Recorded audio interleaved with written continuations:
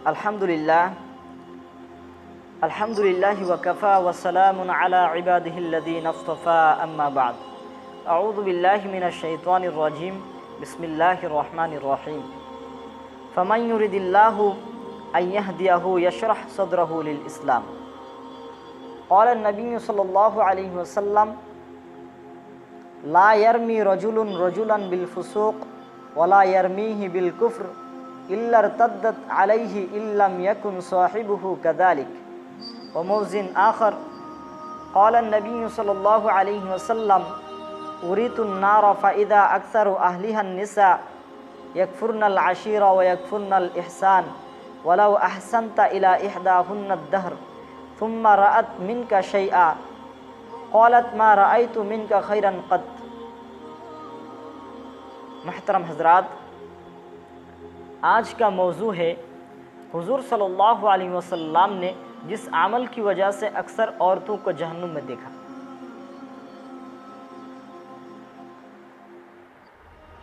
اللہ تعالیٰ نے حضرت محمد مصطفیٰ صلی اللہ علیہ وسلم کو اس پوری عالم کے لیے رحمت بنا کر بھیجا ہے۔ ان کی پوری زندگی اسلام کے اصولوں پر مبنی ہے۔ جو اللہ تعالیٰ نے قرآن پاک ان پر نازل کیا ہے وہ قیامت تک محفوظ ہے۔ اس میں اللہ تعالیٰ جو تعلیمات اپنے بندوں کو دی ہے ان کو جناب محمد مصطفیٰ صلی اللہ علیہ وسلم نے اپنی زندگی میں پیش کیا ہے۔ حضور صلی اللہ علیہ وسلم کی پیروی کرنے سے ہمیں رہنمائی ملتی ہے کہ ہم اپنی زندگی کس طرح گزاریں۔ شاعر کہتا ہے جس کو میرے مصطفیٰ سے پیار ہو گیا باغ جنت کا وہ حقدار ہو گیا۔ اگر ہم لوگ حضور صلی اللہ علیہ وسلم کی اصولوں پر اپنی زندگی گزاریں گے تو ہمیں دنیا و آخرت میں کامیابی ملے گی۔ محترم حضرات، جناب رسول اللہ صلی اللہ علیہ وسلم نے ارشاد فرمایا کہ جب معراج شریف جانا ہوا تو وہاں جنت و جہنم کا بھی سیر کرنا ہوا تو دیکھا کہ جہنم کے عذاب میں جو لوگ مبتلا ہیں ان میں اکثر عورتیں ہیں، اور آپ صلی اللہ علیہ وسلم نے ارشاد فرمایا کہ عورتوں میں دو خامیاں بہت کثرت سے پائی جاتی ہیں جن کی وجہ سے عورتوں کو جہنم میں جانا ہوگا۔ نمبر 1، لعنت کا جملہ کثرت سے زبان پر جاری ہونا۔ جہنم میں جانے کا ایک سبب یہ ہے کہ عورتیں بہت معمولی باتوں پر زبان سے لعنت کا جملہ نکالا کرتی ہے۔ مثلا دودھ پیتا بچہ سے بھی اگر کوئی بات مزاج کے خلاف صادر ہو جائے تو اس سے بھی کہہ دیتی ہے کہ تو مرتا کیوں نہیں۔ اور جملہ لعنت کا حال یہ ہے کہ زبان سے نکلنے کے بعد وہ کبھی بیکار نہیں جاتا بلکہ ضرور اپنا اثر دکھلاتا ہے۔ جس پر لعنت کی جاتی ہے اگر وہ واقعی لعنت کا مستحق ہے تو اس پر پڑ جائے گی، اور اگر وہ مستحق نہیں ہے تو جس نے لعنت کی ہے اسی پر آ کر گرتی ہے۔ میں آپ کو حدیث سنا دیتا ہوں، بخاری شریف کی حدیث ہے۔ اللہ کے رسول نے فرمایا لا یرمی رجل رجلا بالفسوق ولا یرمیہ بالکفر الا ارتدت علیہ ان لم یکن صاحبہ کذلک،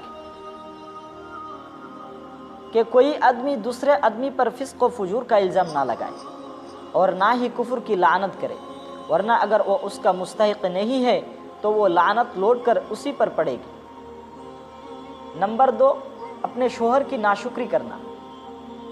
اکثر جہنم میں جانے کا دوسرا سبب یہ ہے کہ ذرا سی بات اگر اپنے مزاج کے خلاف ہو جائے یا کوئی مطالبہ اس کی مرضی کے مطابق پورا نہ کرے تو پچھلے تمام احسانات پر ایک جملہ سے پانی پھیر دیتی ہے کہ اس مرد نے کبھی میرا حق ادا نہیں کیا، اس مرد نے تو ہمیشہ مجھے ذلیل کیا ہے، میں نے تو کبھی اس میں کوئی بھلائی نہیں دیکھی، بس میں ہی ہوں جو اس کے پاس بندی بن کر رہ رہی ہوں، وغیرہ وغیرہ۔ یہ سب ایسے جملے ہیں جو شوہر کی زندگی بھر کے احسانات کو فراموش کر دینے والے ہیں۔ یاد رکھیے یہ اللہ تعالیٰ کو کسی طرح پسند نہیں ہے۔ میں آپ کو حدیث سے الفاظ سنا دیتا ہوں۔ رسول اللہ صلی اللہ علیہ وسلم نے فرمایا اریت النار فاذا اکثر اہلها النساء यकफुरन अल-आशिरा व यकफुरन अल-इहसान वलौ अहसनत इला इहदाहुन्न अद-दहर थुम्मा रअत मिनका शैअन क़ालत मा रअयतु मिनका खैरन क़त।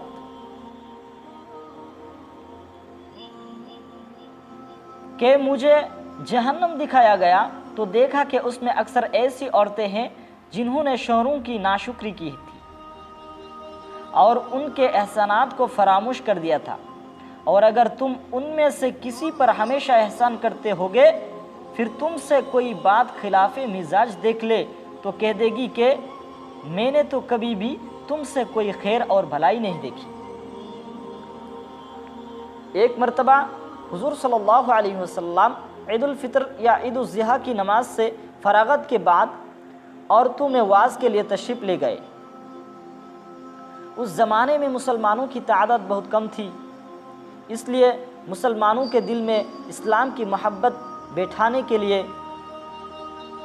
हर किस्म की औरतों को भी ईदगाह में लाया जाता था, हत्ता कि हायज़ा औरतों को भी लाया जाता था जिनके लिए नमाज पढ़ना जायज़ नहीं है, और औरतों के लिए बिल्कुल अलग इंतज़ाम होता था। बहरहाल हुजूर सल्लल्लाहु अलैहि वसल्लम ने जहाँ औरतों का मजमुआ था वहाँ तशरीफ़ ले गए और वाज़ फरमाया कि ए औरतों की जमात, मैंने तुम में से अक्सर को जहन्नम के अज़ाब में देखा, और जहन्नम से हिफाजत का दरिया ये है कि तुम कसरत से सदका खैरात करो और इस्तिग़फ़ार करो, इसलिए कि इस्तिग़फ़ार और सदका तुम्हारे और जहन्नम के दरमियान दीवार की तरह हाइल बन जाएगी। जब आप सल्लल्लाहु अलैहि वसल्लम ने ये इरशाद फरमाया तो एक नहायत समझदार और होशियार किस्म की औरत ने खड़े होकर आप सल्लल्लाहु अलैहि वसल्लम से सवाल करना शुरू कर दिया। उसने कहा, ऐ अल्लाह के रसूल, क्या बात है कि हम में से अक्सर जहन्नुम में होगी? तो उस पर आप सल्लल्लाहु अलैहि वसल्लम ने जवाब दिया कि दो खराबियों की वजह से जो तुम्हारे अंदर पाई जाती है, जिसकी वजह से तुमको जहन्नुम में डाला जाएगा। नंबर एक, तुम कसरत के साथ बात बात पर लानत करती हो। अगर छोटे मासूम बच्चे से भी कोई बात मिजाज के ख़िलाफ़ सादिर हो जाए तो कह देती हो कि तू मरता क्यों नहीं, ऐसी औलाद की ज़रूरत नहीं है, वगैरह वगैरह। नंबर दो, तुम अपने शोहरों के एहसानात फरामोशी करते हो। अगर मर्ज़ी के मुताबिक बात पूरी ना करे या कोई मुतालबा पूरा ना करे तो कह देती हो कि इस शोहर से कभी कोई खैर और भलाई नहीं देखी। ये दोनों बातें अल्लाह ताला को क़तअन पसंद नहीं है, इसलिए माओ और बहनों, उसकी कोशिश करो कि ये दोनों बातें अपने अंदर से दूर हो जाए। फिर आप सल्लल्लाहु अलैहि वसल्लम ने फरमाया कि मिन जानिबिल्लाह, तुम्हारे अंदर दो कमियां हैं। नंबर एक, तुम्हारे अंदर अक्ल की कमी है। इसी वजह से अल्लाह ताला ने कुरान करीम में फरमाया कि दो औरतों की शहादत एक मर्द की शहादत के बराबर है। यह अक्ल की कमी की वजह से है। नंबर दो, दीन की कमी वो ये है कि हर महीने में चंद रोज़ ऐसे गुजारती है कि उन अय्याम में ना रोज़ा रख सकती है और ना ही नमाज पढ़ सकती है। नमाज और रोज़ा से महरूम हो जाना यह दीन की ही कमी है।